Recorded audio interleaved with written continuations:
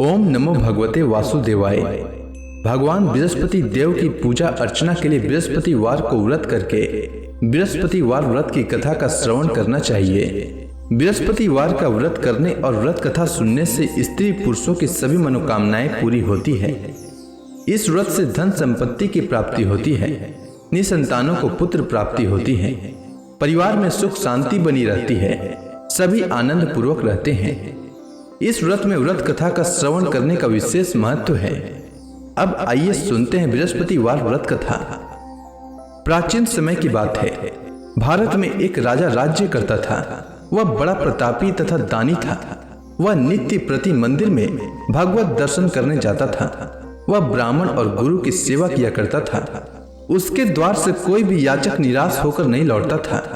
वह प्रत्येक गुरुवार को व्रत रखता एवं पूजन करता था। हर दिन गरीबों की सहायता करता था, परंतु यह सब बातें उसकी रानी को अच्छी नहीं लगती थी। वह न तो व्रत करती और न किसी को एक भी पैसा दान में देती थी। वह राजा से भी ऐसा करने को मना किया करती थी। एक समय की बात है, राजा शिकार खेलने वन को चले गए। घर पर रानी और दासी थी। उस समय गुरु बृहस्पति साधु का रूप धारण कर राजा के दरवाजे पर भिक्षा मांगने आए। साधु ने रानी से भिक्षा मांगी तो वह कहने लगी, हे साधु महाराज, मैं इस दान और पुण्य से तंग आ चुकी हूँ। इस कार्य के लिए तो मेरे पति देव ही बहुत हैं। अब आप ऐसी कृपा करें कि सारा धन नष्ट हो जाए तथा मैं आराम से रह सकूं। साधु रूपी बृहस्पति देव ने कहा, हे देवी, तुम बड़ी विचित्र हो। संतान और धन से कोई दुखी नहीं होता है, इसको सभी चाहते हैं। पापी भी पुत्र और धन की इच्छा करता है। अगर तुम्हारे पास धन अधिक है तो भूखे मनुष्यों को भोजन कराओ, प्याऊ लगाओ, ब्राह्मणों को दान दो, धर्मशालाएं बनवाओ, कुआं, तालाब, बावड़ी, बाग, बगीचे आदि का निर्माण कराओ तथा निर्धनों की कुंवारी कन्याओं का विवाह कराओ, साथ ही यज्ञ आदि करो। इस प्रकार के कर्मों से आपके कुल का और आपका नाम परलोक में सार्थक होगा एवं स्वर्ग की प्राप्ति होगी। परंतु रानी साधु की इन बातों से खुश नहीं हुई। उसने कहा, हे साधु महाराज, मुझे ऐसे धन की आवश्यकता नहीं जिसको मैं अन्य लोगों को दान दूं तथा जिसको रखने और संभालने में ही मेरा सारा समय नष्ट हो जाए। साधु ने कहा, हे देवी, यदि तुम्हारी ऐसी इच्छा है तो जैसा मैं तुम्हें बताता हूँ तुम वैसा ही करना। बृहस्पतिवार के दिन घर को गोबर से लिपना, अपने केसों को पीली मिट्टी से धोना, केसों को धोते समय स्नान करना, राजा से कहना वह हजामत करवाए, भोजन में मांस मदिरा खाना, कपड़ा धोबी के यहाँ धुलने देना। इस प्रकार 7 बृहस्पतिवार करने से तुम्हारा धन नष्ट हो जाएगा। यह कहकर साधु महाराज रूपी बृहस्पति देव अंतर ध्यान हो गए। रानी ने साधु के कहने के अनुसार 7 बृहस्पतिवार तक वैसा ही करने का विचार किया। साधु के बताए अनुसार कार्य करते हुए केवल 3 बृहस्पतिवार ही बीते थे कि उसकी समस्त धन संपत्ति नष्ट हो गई। भोजन के लिए दोनों समय परिवार तरसने लगा तथा सांसारिक भोगों से दुखी रहने लगा। तब वह राजा रानी से कहने लगा कि हे रानी, तुम यहाँ पर रहो, मैं दूसरे देश को जाता हूँ, क्योंकि यहाँ पर मुझे सभी मनुष्य जानते हैं, इसलिए मैं यहाँ कोई कार्य नहीं कर सकता। मैं अब परदेश जा रहा हूँ, वहां कोई काम धंधा करूंगा, शायद हमारे भाग्य बदल जाए। ऐसा कहकर राजा परदेश चला गया। वह वहां जंगल से लकड़ी काट कर लाता और शहर में बेचता। इस तरह जीवन व्यतीत करने लगा। इधर राजा के बिना रानी और दासियां दुखी रहने लगी। किसी दिन भोजन मिलता और किसी दिन जल पीकर ही रह जाती। एक समय रानी और दासियों को 7 दिन बिना भोजन के व्यतीत करना पड़ा। तो रानी ने अपने दासी से कहा, हे दासी, यहाँ पास के ही नगर में मेरी बहन रहती है, वह बड़ी धनवान है, तू उसके पास जा और वहां से 5 सेर बेझर मांग कर ले आ, जिससे कुछ समय के लिए गुजर हो जाए। दासी रानी की बहन के पास गई। रानी की बहन उस समय पूजा कर रही थी। बृहस्पतिवार का दिन था। दासी ने रानी की बहन से कहा, हे रानी, मुझे आपकी बहन ने भेजा है, मुझे 5 सेर बेझर दे दो। दासी ने यह बात अनेक बार कही, परंतु रानी की बहन ने कोई उत्तर नहीं दिया, क्योंकि वह उस समय बृहस्पतिवार की कथा सुन रही थी। जब दासी को रानी की बहन से कोई उत्तर नहीं मिला तो वह बहुत दुखी हुई। उसे क्रोध भी आया। वह लौटकर रानी से बोली, हे रानी, आपकी बहन बहुत ही धनी स्त्री है, वह छोटे लोगों से बात भी नहीं करती।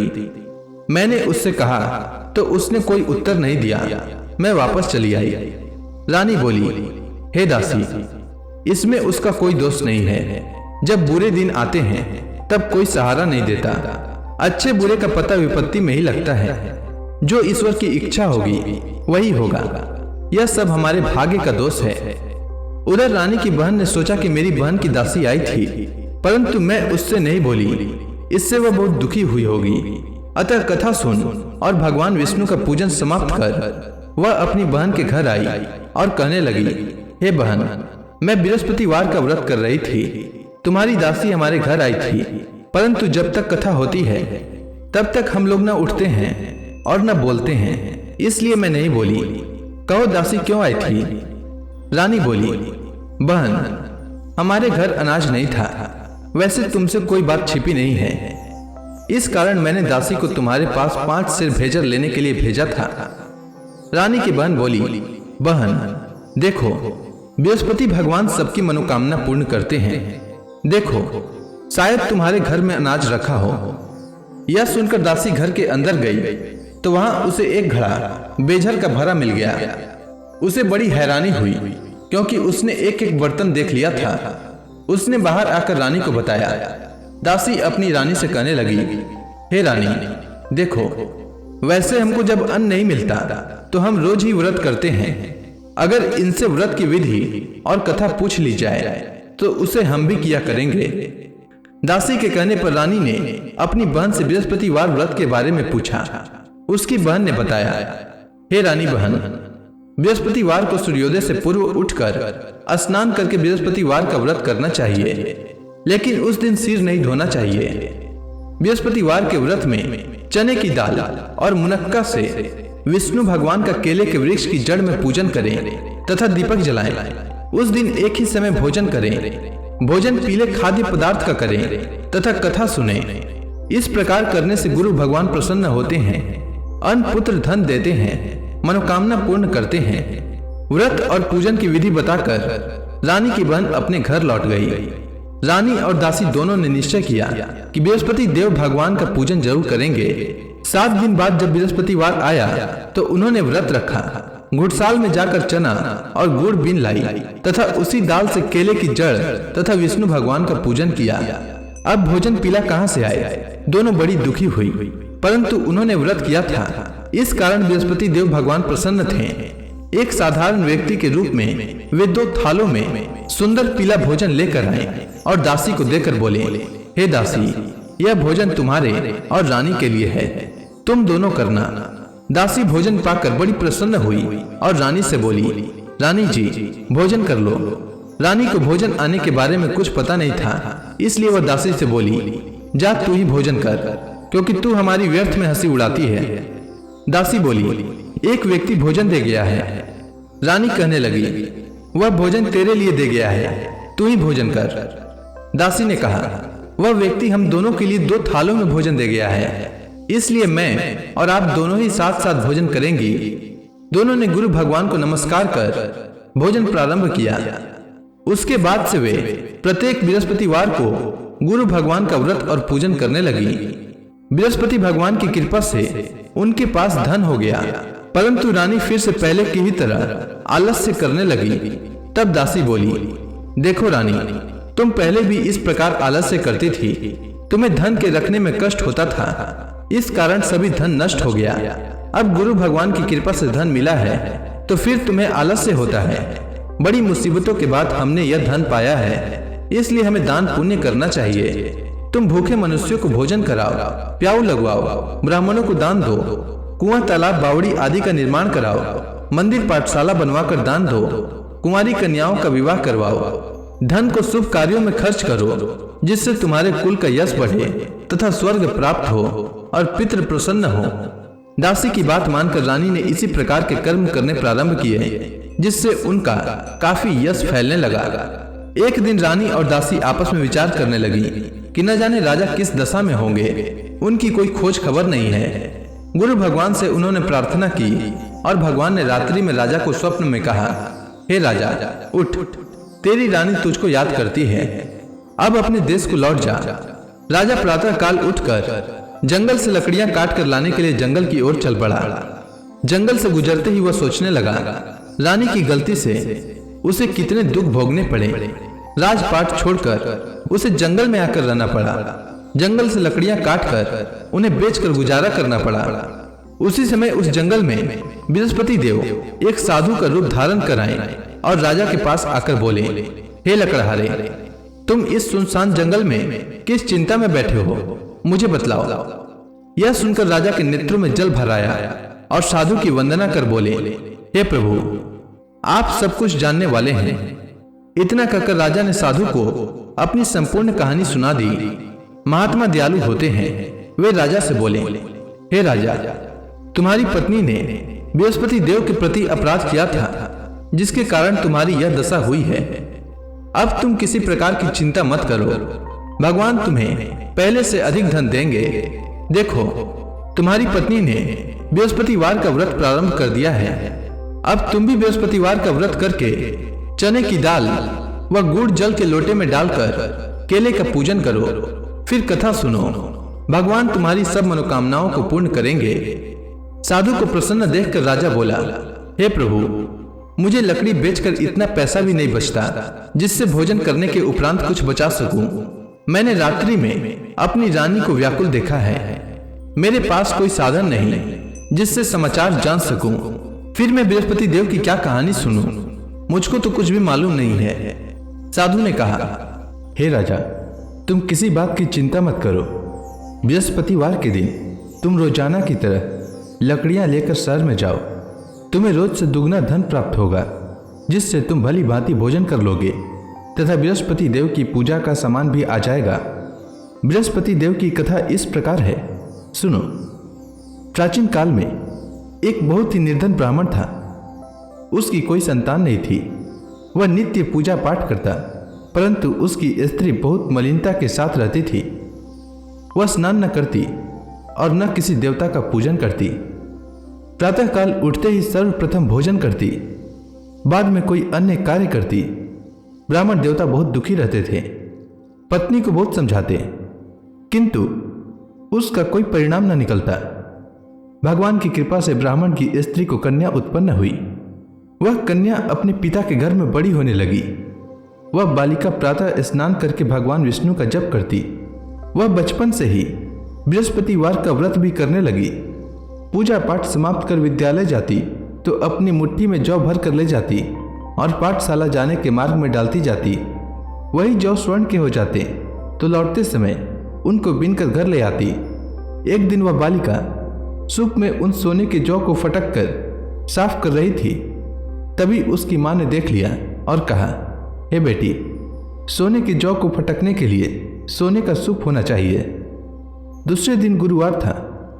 इस कन्या ने व्रत रखा और बृहस्पति देव से प्रार्थना करके कहा, हे प्रभु, यदि मैंने सच्चे मन से आपकी पूजा की हो तो मुझे सोने का सूप दे दो। बृहस्पति देव ने उसकी प्रार्थना स्वीकार कर ली।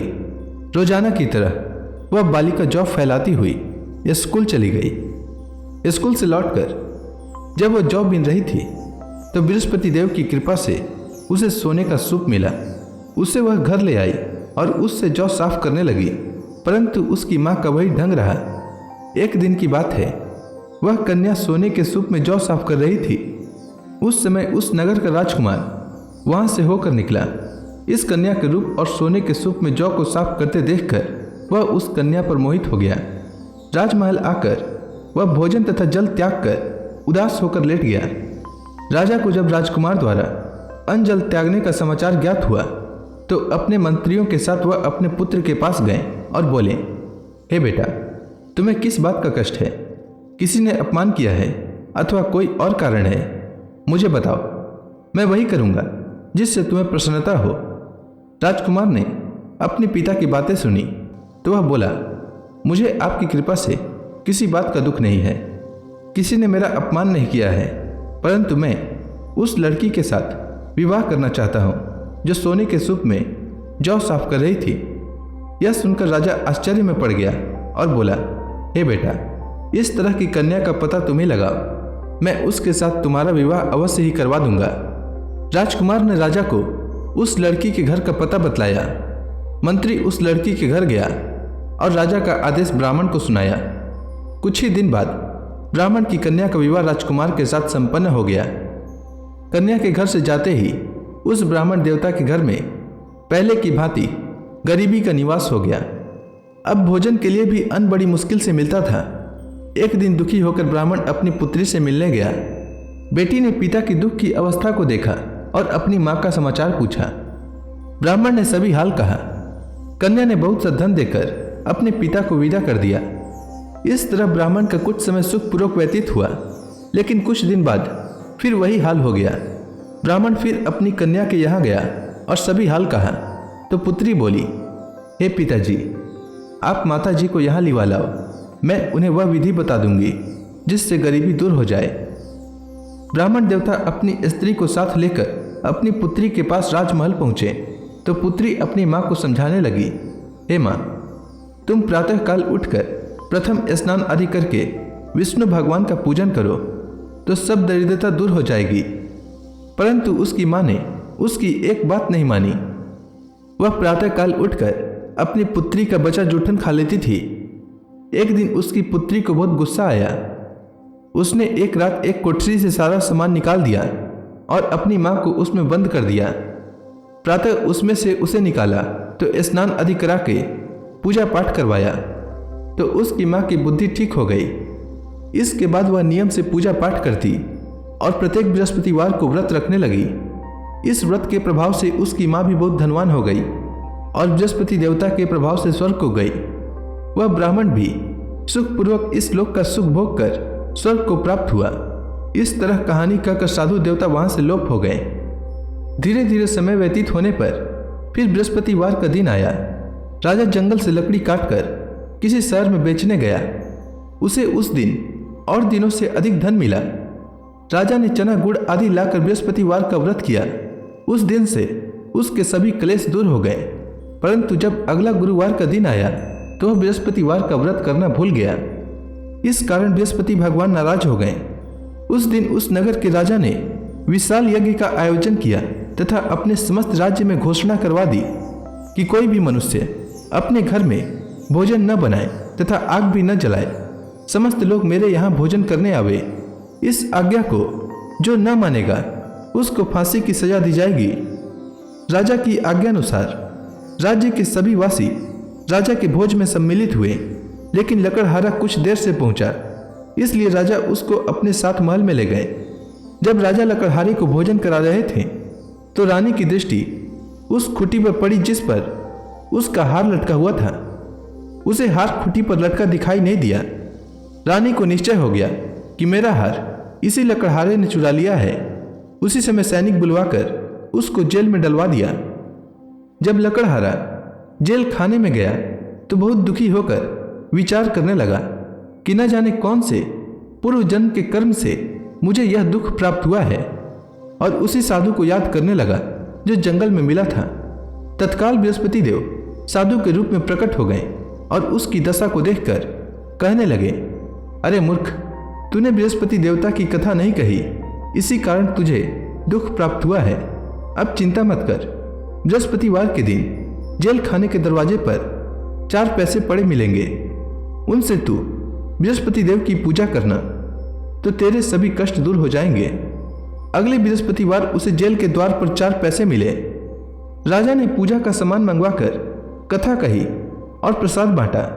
उसी रात्रि को बृहस्पति देव ने उस नगर के राजा को स्वप्न में कहा, हे राजा, तूने जिस आदमी को जेल खाने में बंद कर दिया है वह निर्दोष है, वह राजा है, उसे छोड़ देना। रानी का हार उसी खुटी पर लटका हुआ है। अगर तू ऐसा नहीं करेगा तो मैं तेरे राज्य को नष्ट कर दूंगा। राजा प्रातःकाल उठा और खुटी पर हार टंगा देखकर लकड़हारे को बुलाकर क्षमा मांगी तथा राजा के योग्य सुंदर वस्त्र आभूषण भेंट कर उसे विदा किया। गुरुदेव की आज्ञानुसार राजा अपने नगर को चल दिया। राजा जब नगर के निकट पहुंचा तो उसे बड़ा ही आश्चर्य हुआ। नगर में पहले से अधिक बाग, तालाब और कुएं तथा बहुत सी धर्मशालाएं, मंदिर आदि बने हुए थे। राजा ने पूछा कि यह किसका बाग और धर्मशाला है। तब नगर के सब लोग कहने लगे कि यह सब रानी और दासी द्वारा बनाए गए हैं। राजा को आश्चर्य हुआ और गुस्सा भी आया। जब रानी ने खबर सुनी कि राजा आ रहे हैं तो उसने अपनी दासी से कहा, हे दासी, देख, राजा हमको कितनी बुरी हालत में छोड़ गए थे। वह हमारी ऐसी हालत देखकर लौट न जाएं, इसलिए तू दरवाजे पर खड़ी हो जा। रानी की आज्ञा अनुसार दासी दरवाजे पर खड़ी हो गई। जब राजा आए तो उन्हें अपने साथ महल में लिवा लाई।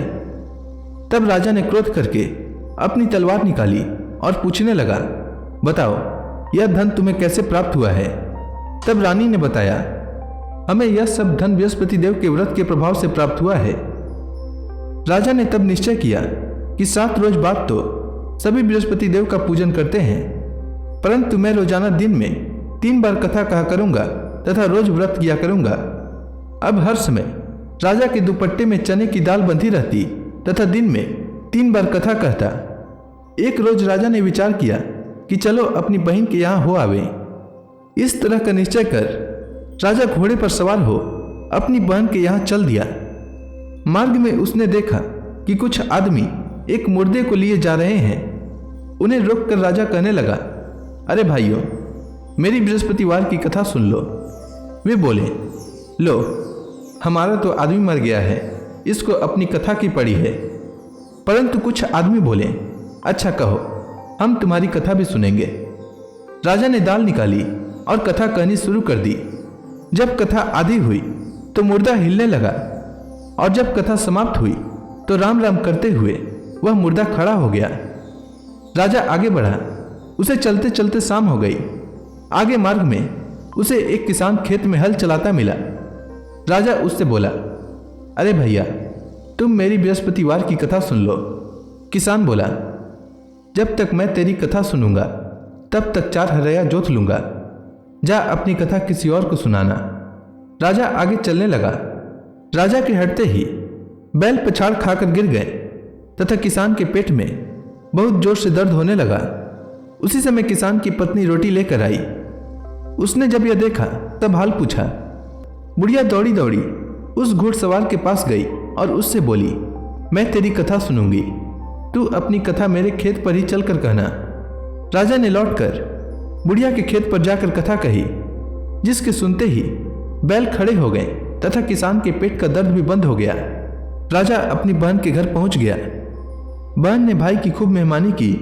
दूसरे रोज प्रातःकाल राजा जागा तो वह देखने लगा कि सब लोग भोजन कर रहे हैं। राजा ने जब अपनी बहन से पूछा कि ऐसा कोई मनुष्य है जिसने भोजन नहीं किया हो जो मेरी बृहस्पतिवार की कथा सुन ले, तो बहन बोली, हे भैया, यह देश ऐसा ही है। पहले यहाँ के लोग भोजन करते हैं, बाद में अन्य काम करते हैं। अगर पड़ोस में कोई हो तो दिखाती हूँ। ऐसा कहकर बहन देखने चली, परंतु उसे कोई भी ऐसा व्यक्ति नहीं मिला जिसने भोजन न किया हो। वह एक कुम्हार के घर गई जिसका लड़का बीमार था। उसे मालूम हुआ कि उसके यहाँ 3 दिन से किसी ने भोजन नहीं किया है। रानी ने अपनी भाई की कथा सुनने के लिए कुम्हार से कहा। वह तैयार हो गया। राजा ने जाकर बृहस्पतिवार की कथा कही, जिसको सुनकर उसका लड़का ठीक हो गया। अब तो राजा की प्रशंसा होने लगी। एक दिन राजा ने अपनी बहन से कहा, हे बहन, मैं अपने घर जाऊंगा, तुम भी तैयार हो जाओ। राजा की बहन ने अपनी सास से अपने भाई के साथ जाने की आज्ञा मांगी।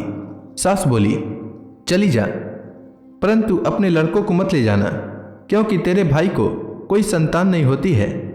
बहन ने अपने भाई से कहा, हे भैया, मैं तो चलूंगी, परंतु कोई बालक नहीं जाएगा।